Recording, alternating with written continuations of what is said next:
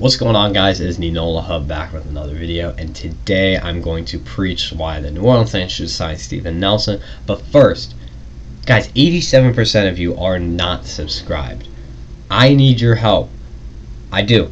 I'm a small creator. Every subscription counts, whether it's 1, 2, whatever. I'm trying to grow. Please subscribe to the channel.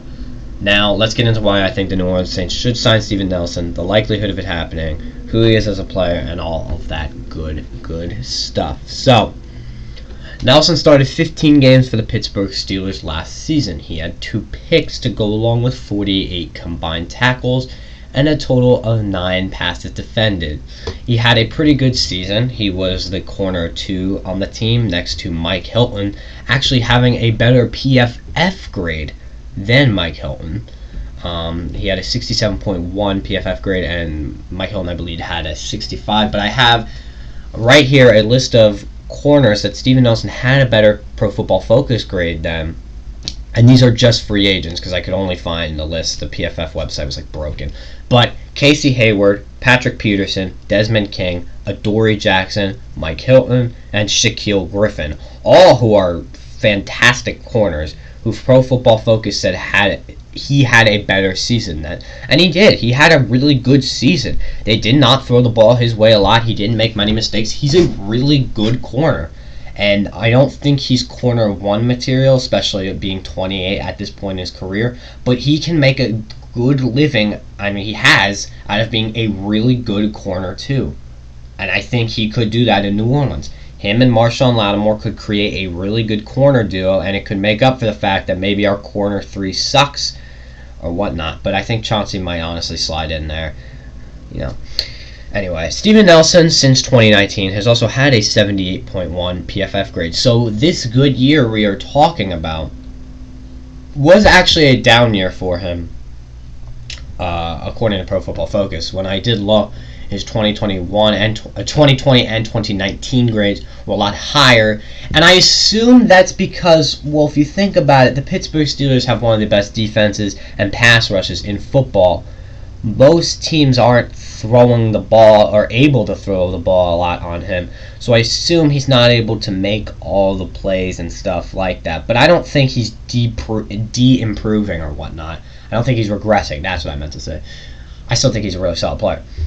And we need corners.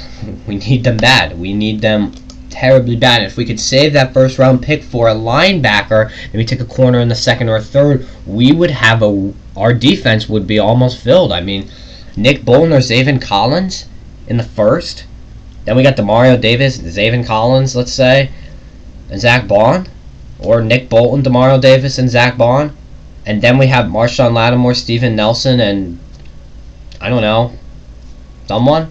That's a really, like, our defense is good, but I feel like we're stepping up to the next level. I really do. And that is why I think the Saints should sign him. Now, the reason I'm not 100% sure this will happen, apparently the issue with the Steelers was they asked him to take a pay cut, and he said no, and I don't blame him. You know, you don't have to take pay cuts. It's your money. You signed the contract for it.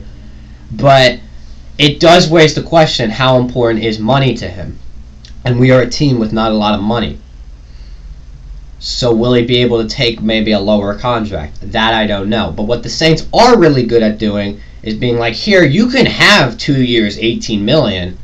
You just may not see it all this first year. And I don't know if he'll be okay with that. I assume that's what the Steelers did. But I'm not 100% sure. When I read articles, it sounded like they literally just wanted him to, like, lose his money. I don't know. He said he never got the option to do that, according to some sources. It's a he said, she said scenario. Nonetheless, we could bring Steven Nelson in. Hopefully he'll sign for $7 million. I'm comfortable paying him that. It's about the salary cap at this point, though. I don't know if we can make that work, but I would cut some players to make room for him, and I think you guys would too. Anyway, that's it. That's all I have. I think we should bring him in because then we can draft a linebacker with that first round pick. Excuse me. And he's a really good player. Him and Laddie can make a really good duo. And I think we need to build up this defense because the Panthers, I'm telling you right now, the Panthers are going to be sneaky good this year. They've made a lot of good changes. And you're all saying, how is Sam Darnold an upgrade to Teddy Bridgewater? Sam Darnold is a question mark. You're right. But we also have a question mark at quarterback. And, Sam Darnold always had Adam Gase. Now he has a competent head coach. I'm not saying he's guaranteed to break out, but there's a good chance he does, especially with that. He doesn't have to do much. That offense is beautiful. CMC, DJ Moore, Robbie Anderson, Taylor Moton on the right tackle side. Matt Paredes. I don't know the rest of their O-line, but he doesn't have to do much. And pick number 8, I'm scared they might take Kyle Pitts. They're going to be a sneaky good team. We need to have a very, very good defense for this division. Bucks, Panthers, they are not messing around. We need to bring in a good defense. That's all I got, boys and gals. 1.9% female audience. Yeah, man. Hit the sub button, all that good jazz. See you.